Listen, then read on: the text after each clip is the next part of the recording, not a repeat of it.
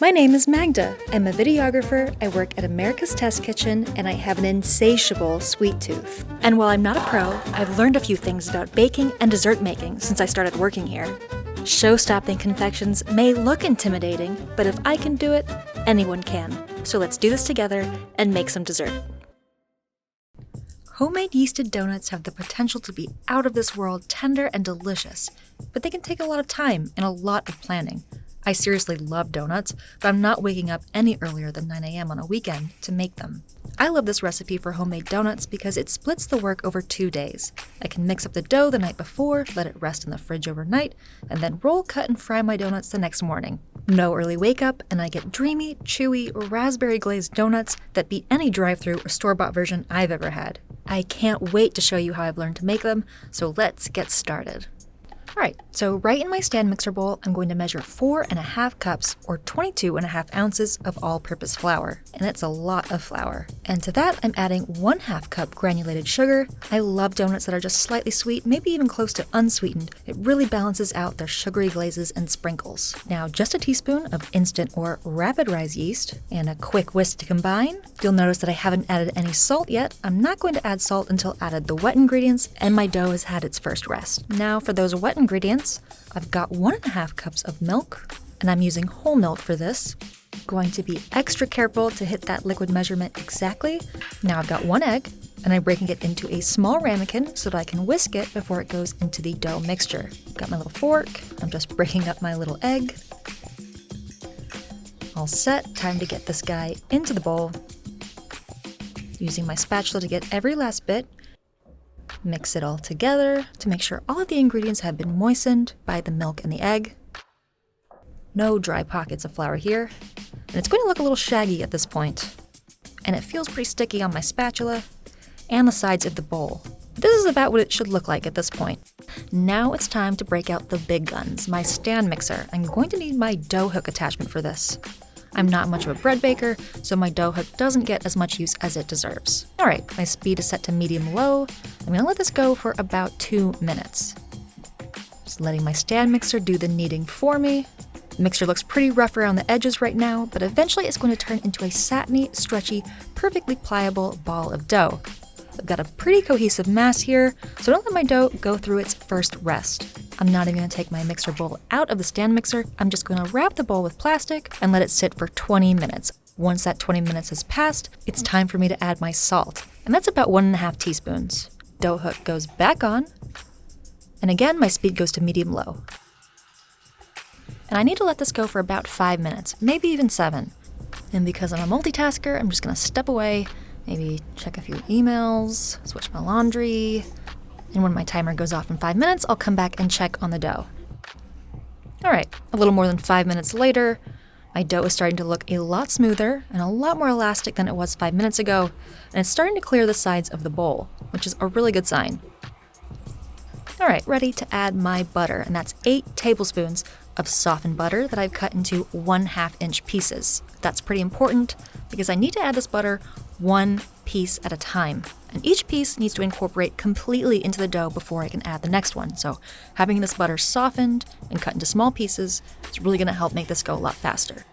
Every so often, I'm going to bump the speed up to high, try to encourage that butter to incorporate faster.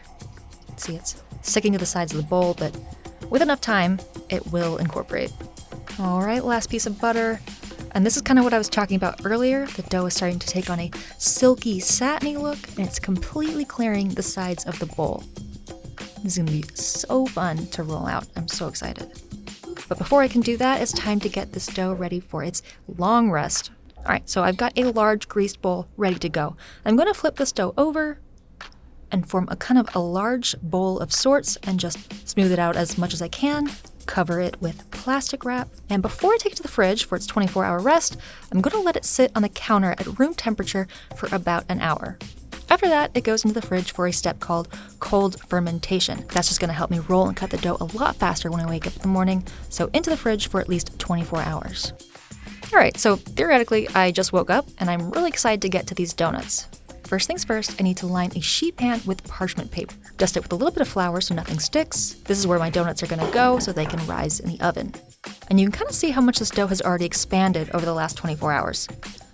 and it should pop out of the bowl pretty readily.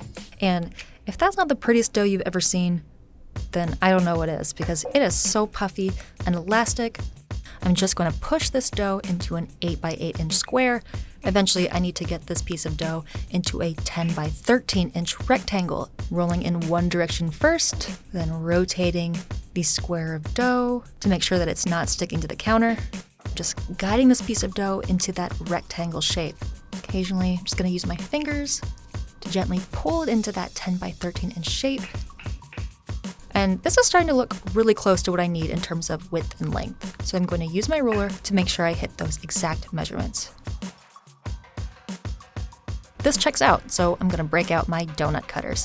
I'm using a 3-inch round and a smaller 1-inch round. That part is also pretty important, again, because I need those 12 donuts, and not having the right size will obviously produce bigger or smaller donuts. So 3 inches and 1 inch. And then grab my little hole cutter, make sure I hit it with some flour, and make a cute little donut hole. Onto my floured sheet pan to hang out for a bit. Here we go for number 2. Again, keeping in mind that I need to keep these as close as possible to each other, and checking every so often to make sure my dough hasn't tightened up and it's the right measurement. Again, a 3-inch donut cutter. I'm just gonna give this a little shimmy in case the dough is kind of stubborn. That's why it's important to really flour that donut cutter. Maybe I was a little shy on that last one. These little holes are the real heroes of this recipe, but they're dangerous. I can seriously eat a dozen or 2 at a time, no problem. Now that I've gotten the hang of this, I'm just gonna motor through these donuts, cutting and transferring my donuts to the sheet pan. You can probably tell it's gonna be a little tight getting 4 more donuts out of this sheet of dough. I can just stretch it a little bit, I think. Look at those beautiful donuts. It looks like I made it. Unfortunately, I can't really re-roll the scraps and start again, at least not right away. Starting to tense up a bit, and it would really resist any attempts to form it back into a rectangle for more cutting.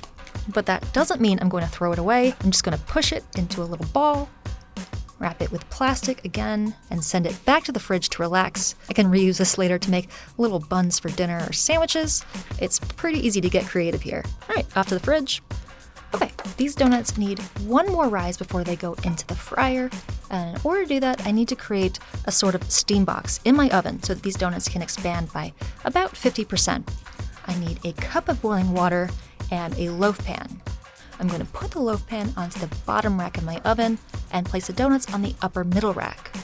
The oven is obviously off for this part, and the donuts are just going to hang out in there for about 45 minutes, up to an hour depending on how cold my oven is. But in the meantime, I can set up my fry station. I need a little landing pad for my fried donuts, so before I do anything else, I'm going to line a rimmed baking sheet with a layer of paper towels. Little wire rack goes right into that rimmed baking sheet. This is going to help me set up a perfect little draining area for when my donuts come out of the oil. So I've got about 20 minutes before my donuts are ready to come out of the oven, so now's a good time to start warming up my oil. I've got my large round Dutch oven, and to that I'm adding about 2 quarts of vegetable oil. As you can see, I'm not pouring from a large measuring cup. I'm actually going to break out my ruler again, and when I see that I've hit about 1.5 inches deep in my Dutch oven, that's when I know I've got 2 quarts of oil in there. I'm going to set my burner to medium-low heat, let it slowly come up to temperature. I'm looking for the oil to be about 360 degrees. My little burner is not as powerful as some electric stoves and definitely not even close to a gas stove, so I don't really have to worry about burning these donuts. The challenge here is going to be keeping my oil hot enough when these room temperature donuts hit the oil. There goes 3. All right, I'm going to stop here for now. 4 donuts is probably the most my hot oil can handle before it starts to drop in temperature, and I'm going to set my timer for about 1.5 minutes. That's when I know to check on them and see if they need to be flipped. And that's a pretty looking donut. It's puffed up in the oil. It's golden brown like I was hoping for, so I'm going to safely flip the rest of these donuts. All right, timer set for another 1.5 minutes. Just going to push them around the oil. 1.5 minutes later, I can transfer these donuts to the wire rack where they will drain and cool. And I know this seemed like a lot of work when I was mixing and kneading my dough yesterday, and this is definitely a project, but these donuts are seriously so gorgeous. It's going to be so worth it when I get to eat these.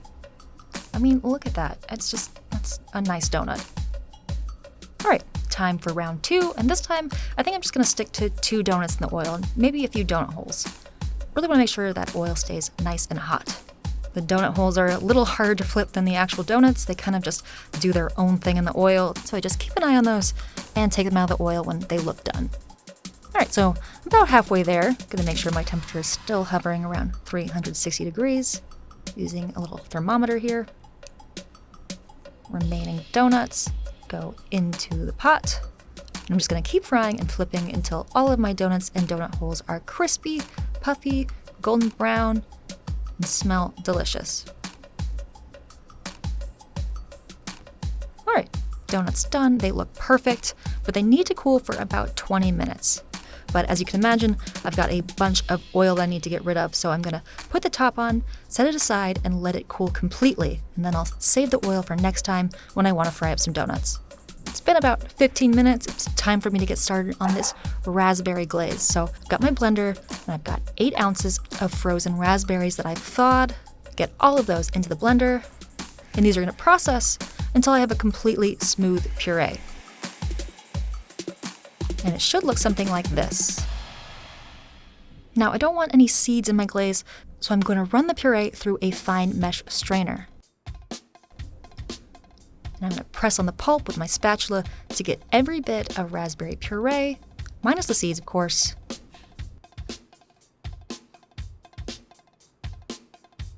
Scrape across the bottom of the strainer, just get every last bit of that raspberry goodness. And now, believe it or not, I actually only need 6 tablespoons of this puree for my glaze. The rest can be saved for another occasion, maybe a little cheesecake or some ice cream. Really, a million different uses for that. Now for my powdered sugar, and that's why I needed a larger bowl, because I need 8 ounces of powdered sugar, which is quite a bit. Gonna whisk, monitoring the consistency as I go. I really like this glaze to be completely lump-free, so I'm gonna be pretty vigorously whisking over here. And once all the lumps are gone, I can switch to my spatula and stir it until I feel like the mixture is just the right consistency, not too thin and not too thick. I really want the glaze to kind of cling to the donuts, not run down the sides. As you can see, I've tested a little glaze on one of my donut holes just to make sure it dried to that kind of matte and shiny finish that I'm looking for. Dunking the donuts into the raspberry glaze, kind of like to let them sink into the glaze before I lift them out. Could you imagine a better looking donut? Second donut into the glaze. Again, just gonna let it float in there for a second. Lift it out, little twist of the wrist. Little skill I learned. And since no donut is complete without sprinkles, I have some fun little rainbow decorations that I bought specifically for this purpose. These are my official donut sprinkles. These are some serious Homer Simpson approved donuts. They are perfectly tender, they're chewy, they've got a vivid, crunchy shell of raspberry glaze. Perfect for a Saturday or Sunday morning, or really any morning for that matter. I so hope you enjoyed watching me make these donuts, and I hope you try to make them too. Let me know what you think in the comments, of course, and like, share, and subscribe if you want. See you next time!